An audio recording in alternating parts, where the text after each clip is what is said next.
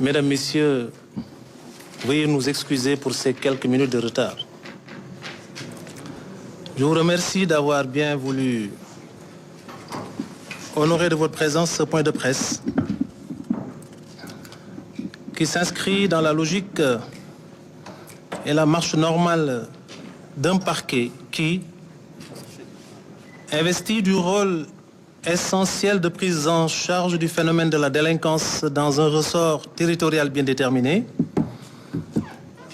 doit assumer la plénitude de ses attributions à chaque fois qu'un événement majeur interpelle la conscience populaire et l'opinion publique qui, légitimement, disposent de ce droit sacré et inaliénable de demander des comptes aux acteurs d'une justice au nom de qui elle est rendue. Cet exercice, auquel je compte me livrer devant vous cet après-midi, repose fondamentalement sur l'article 11 du Code de procédure pénale du Sénégal qui dispose, je le cite, « Sauf dans les cas où la loi en dispose autrement et sans préjudice du droit des tiers, la procédure au cours de l'enquête et de l'instruction est secrète. Toute personne qui concourt à cette procédure est tenue au secret professionnel dans les conditions et sous les peines de l'article 363 du Code pénal. Toutefois, pour prévenir la prorogation d'informations parcellaires ou inexactes, ou pour mettre fin à un trouble, le procureur de la République peut, en relation avec sa hiérarchie, rendre public par un point de presse des éléments objectifs tirés de la procédure ne comportant aucune appréciation sur le bien fondé des indices ou charges retenues contre des personnes mises en cause. » Fin de citation. Dans ce contexte d'une justice sollicitée de toutes parts et objet de toutes les convoitises à raison ou à tort, mais surtout en raison du rempart qu'il constitue dans la solidification de tout état de droit et la consolidation des axes majeurs d'une République crédible, le procureur de la République près le tribunal de grande instance hors classe de Dakar que je suis, estime opportune la tenue de ce point de presse avec comme seul objectif de rechercher à rétablir la vérité, mais aussi à restaurer, ne serait-ce qu'à titre posthume, la dignité d'un jeune concitoyen très tôt et très subitement arraché à l'affection d'une famille dont il constituait certainement l'un des espoirs les plus vifs. Je souhaiterais alors honorer sa mémoire en vous invitant, en nous invitant à bien vouloir observer avec moi une petite minute de prière pour le repos de son âme. S'il vous plaît.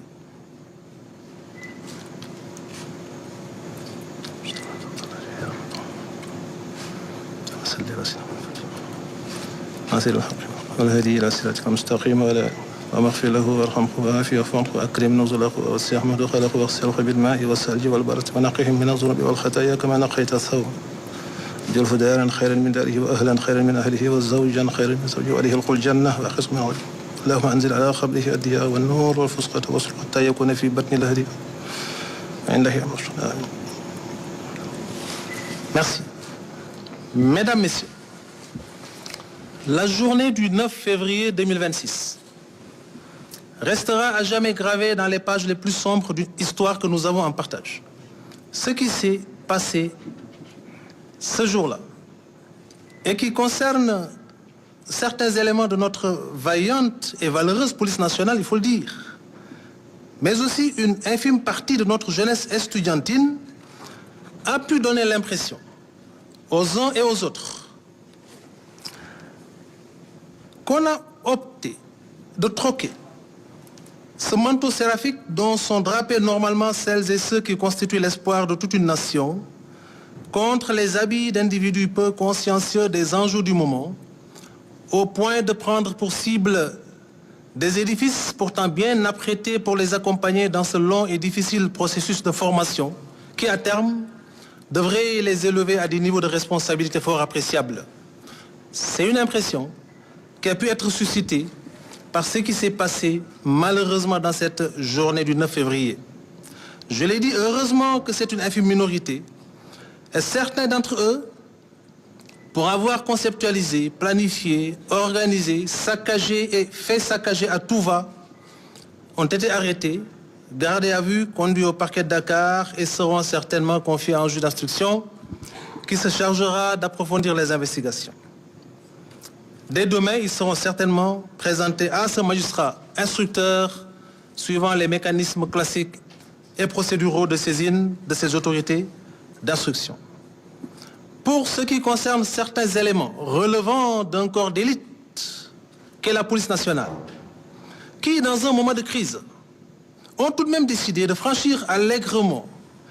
les limites tolérables du maintien de l'ordre pour s'attaquer à d'autres membres du tissu social déjà arrêtés, parfois même neutralisés, certains s'en prenant même, pour ainsi dire, à des motos qu'ils ont sans raison décidé de saccager. L'enquête les concernant, ouverte depuis l'éclatement des échauffourées, permettra, après identification, certainement d'engager des poursuites contre eux. Il convient, à ce niveau, d'apprécier et de souligner que l'efficacité d'une enquête, la qualité des éléments de preuve susceptibles d'être collectés dans cette étape importante du rituel judiciaire dépend aussi bien des capacités managériales du directeur d'enquête qu'est le procureur de la République que des talents d'enquêteur de l'officier de police judiciaire saisi. Le procureur de la République, quelle que soit l'unité d'enquête saisie, devra être le garant de l'aboutissement de cette phase inquisitoriale du procès pénal dont il devra s'assurer de la bonne marche en restant en permanence en contact avec l'enquêteur pour donner les orientations aptes à faciliter le processus de collecte des éléments de preuve. L'enquête ouverte depuis le 9 février avec 2 unités différentes saisies, la sûreté urbaine du commissariat central de Dakar d'une part, la division des investigations criminelles d'autre part, pour, dans un premier temps, élucider et circonscrire l'origine, les niveaux de responsabilité, les différents actes posés par les uns et les autres dans le cadre de l'éclatement de ces échauffourées, arrivera certainement à son terme dans les meilleurs délais, dans les tout prochains jours, et le procès-verbal d'enquête y afférent qui sera transmis au procureur de la République sera traité, réglé et adressé à qui de droit pour l'approfondissement des enquêtes en vue d'identifier les différents auteurs de ces éclatements, de ces échauffourées. L'enquête confiée à la DIC, qui est en cours, qui permettra de déterminer, au-delà des causes du décès d'Abdoulaye Ba, les circonstances de cet événement fâcheux et regrettable, est en cours et permettra à terme d'identifier ceux qui, à un moment ou à un autre, à un niveau ou à un autre, ont eu à poser un acte quelconque, dans le sens qui a pu produire ce résultat dommageable, seront identifiés, entendus, installés éventuellement et poursuivis. Donc ce 9 février, j'ai ordonné l'ouverture de ces enquêtes,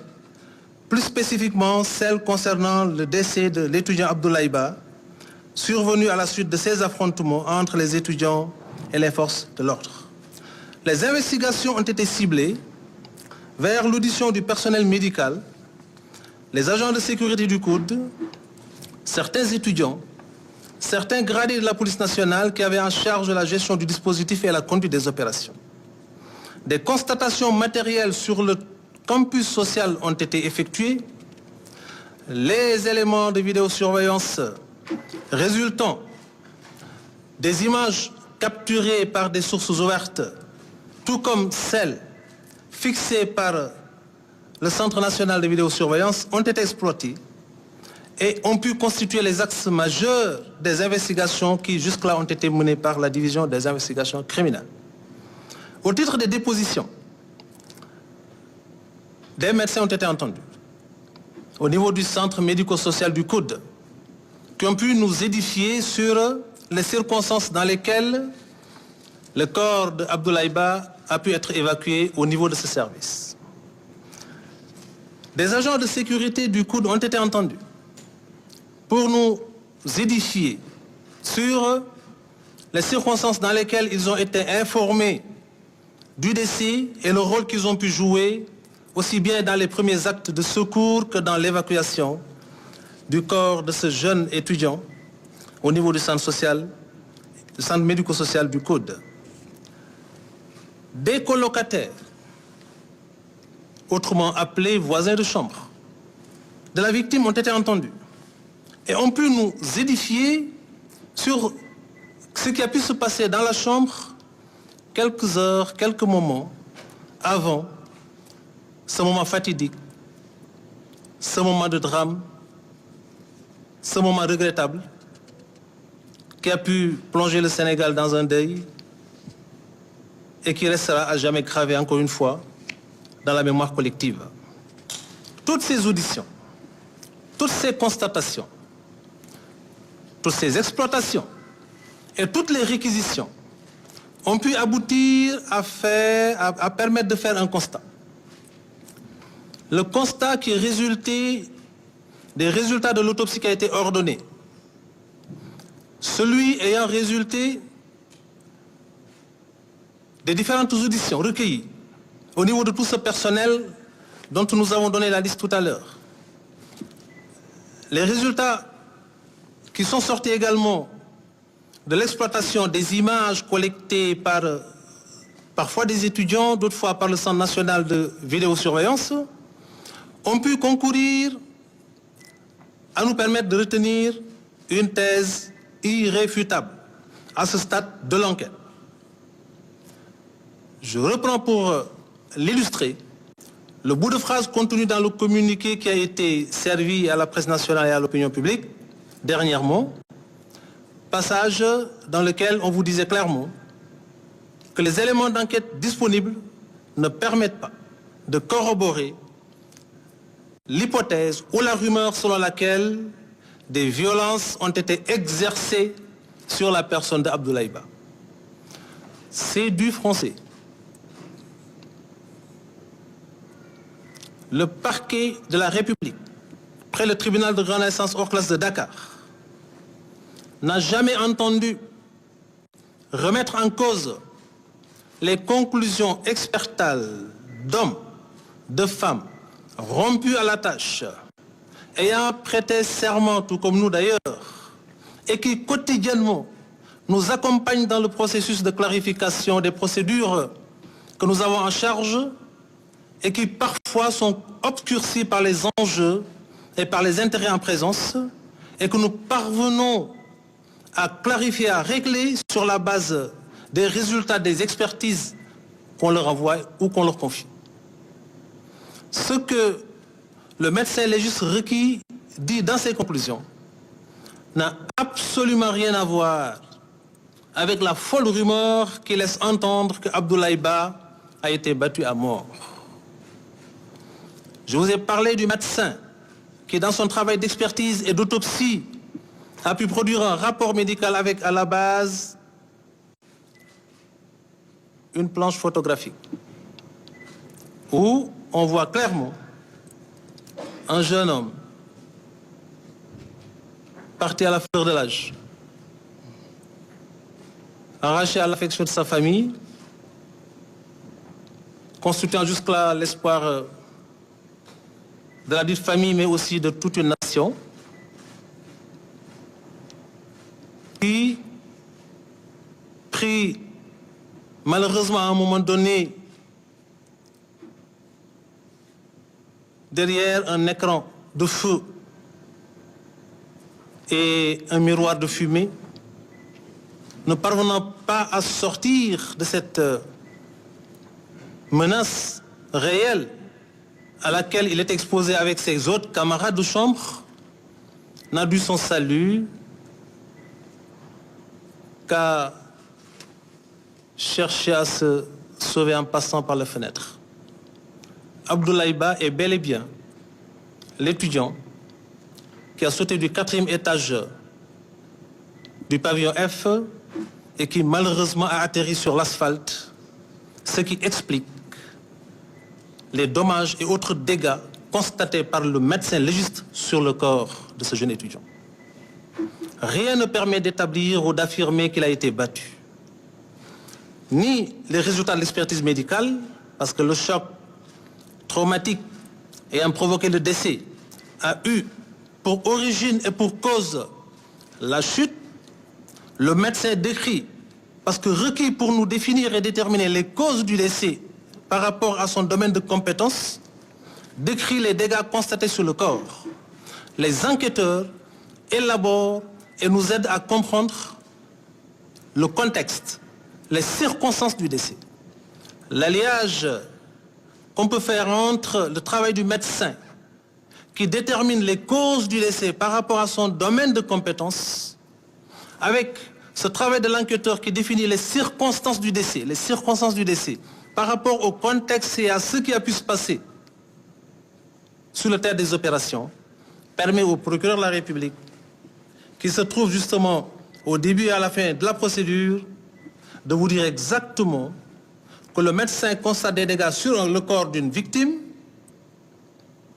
et l'enquêteur permet d'expliquer les circonstances dans lesquelles cette pauvre victime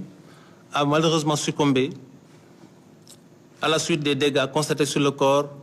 et relatés par le médecin dans son document médical. Et les enquêteurs ont été exhaustifs dans leur travail d'investigation et c'est le lieu de féliciter aussi bien le commissaire-chef de la DIC que le commissaire-chef de la sûreté urbaine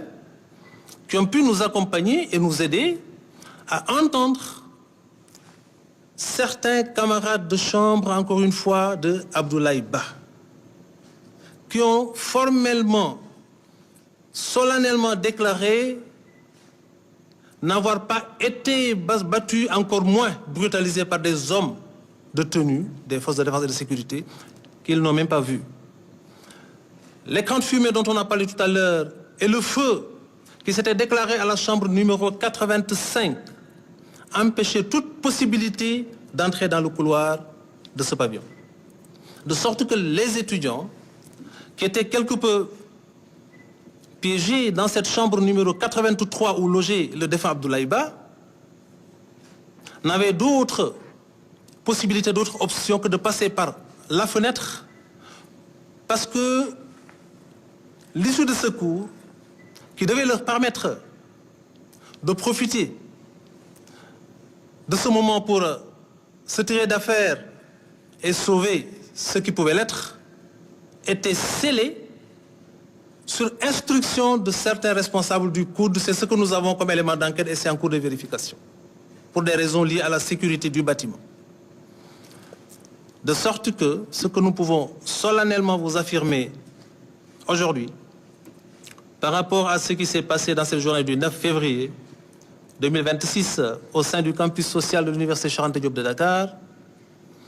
et qu'on a enregistré malheureusement le décès d'un de nos jeunes frères, l'un de nos jeunes neveux, à la suite d'échauffourées ayant opposé des étudiants à des forces de défense et de sécurité, avec comme résultat dommageable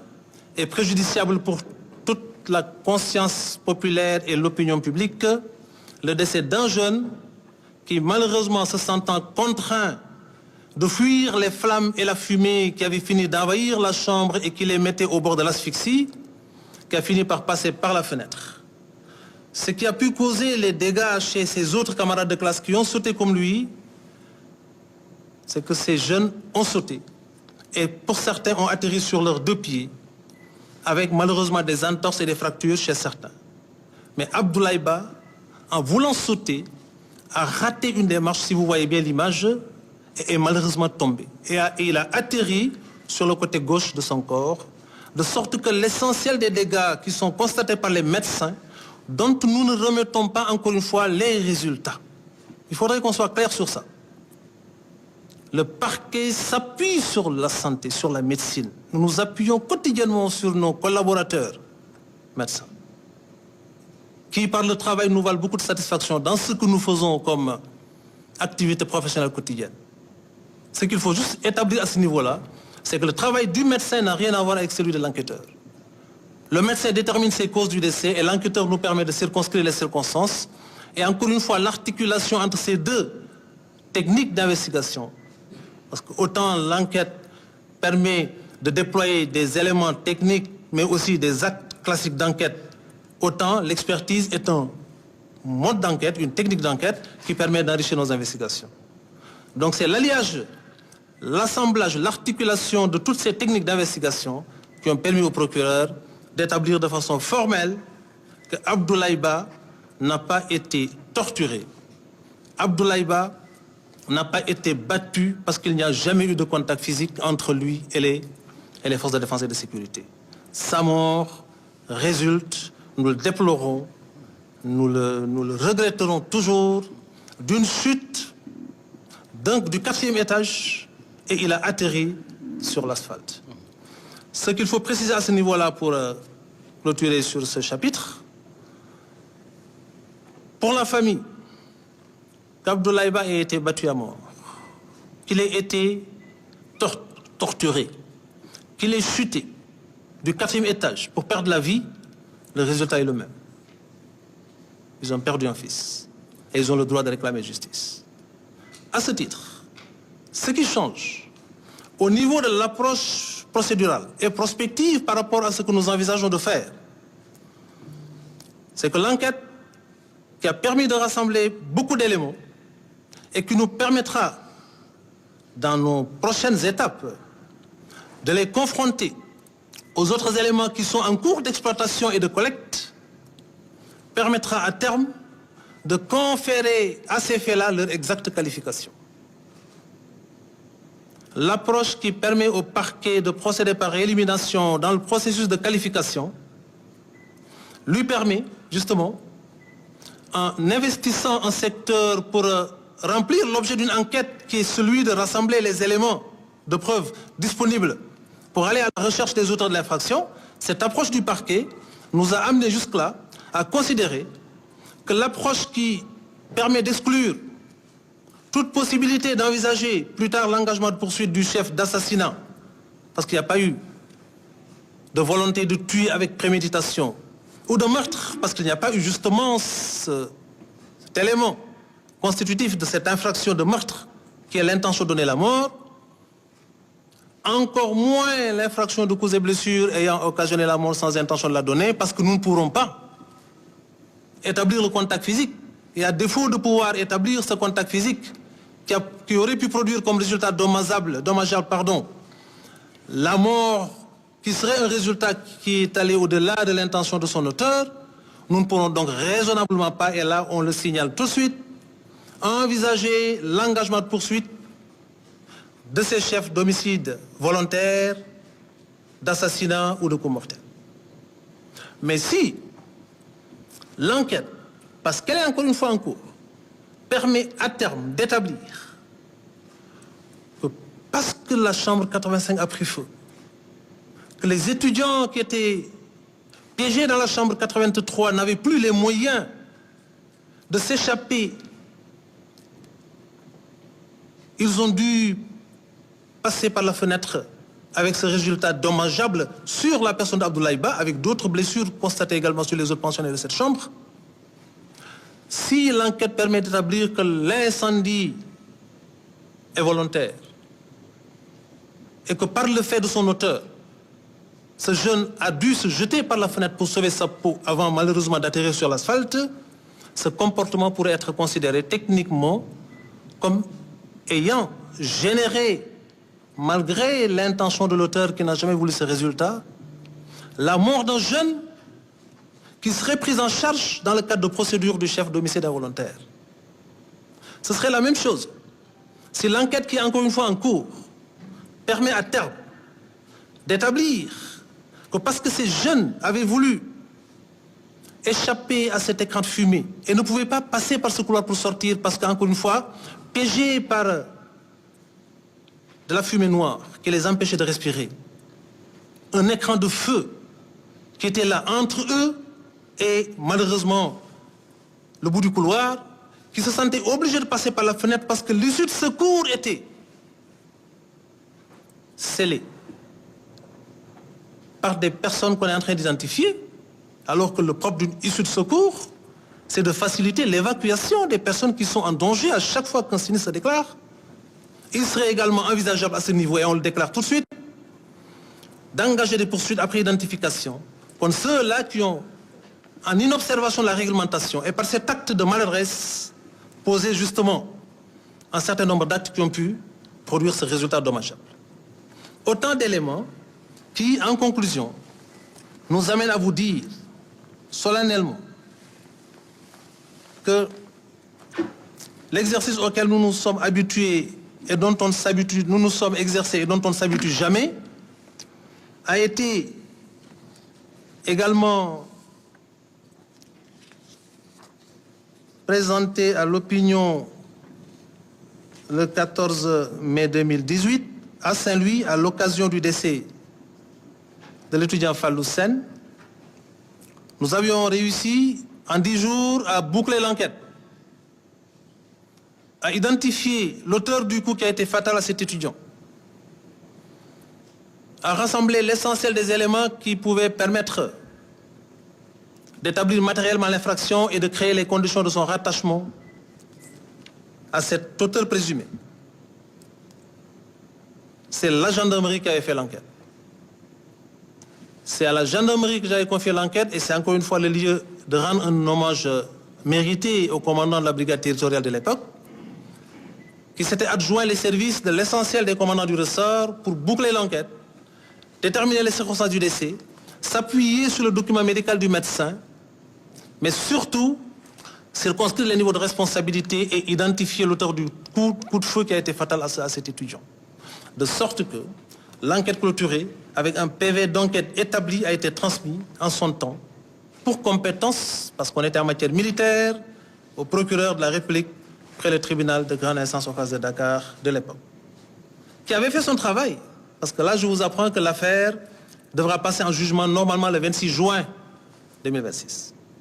C'est dans cette même dynamique, dans cette même approche dynamique que nous nous situons. En vous disant que l'enquête est en cours. Les personnes auditionnées sont connues, que ce soit du côté des étudiants, du côté des agents du code, du côté du personnel médical, du côté des agents de police et du côté de certains gradés de la police. Parce qu'on n'entend protéger personne. L'enquête arrivera à terme dans les prochains jours et on vous fera parvenir un écrit où on viendra vous faire face pour vous dire exactement ce qui a pu être définitivement collecté et l'option finale qui sera choisie. Pour le moment, ce sont les quelques éléments disponibles au niveau du parquet de Dakar à la suite de cette enquête qui a été élaborée par 2 unités d'enquête d'élite de la police nationale, la sûreté urbaine du commissariat central de Dakar et la division des investigations criminelles, qui depuis lors sont à pied d'œuvre et ont réussi, avec le talent qu'on leur connaît, à identifier beaucoup de personnes, à mettre la main sur certains du côté de certaines personnes qui avaient planifié, conceptualisé, organisé, saccagé et fait saccager, mais aussi du côté de la DIC où nous avons réussi non seulement à écarter la thèse des brutalités policières sur cette victime. Je vous l'ai dit, nous ne parlons pas des brutalités qui ont pu être constatées sur d'autres étudiants et sur même des motos. Et l'enquête prend en charge ce volet, mais des brutalités n'ont pas été exercées au stade actuel de l'enquête sur cet étudiant, Abdoulaye Ba, qui malheureusement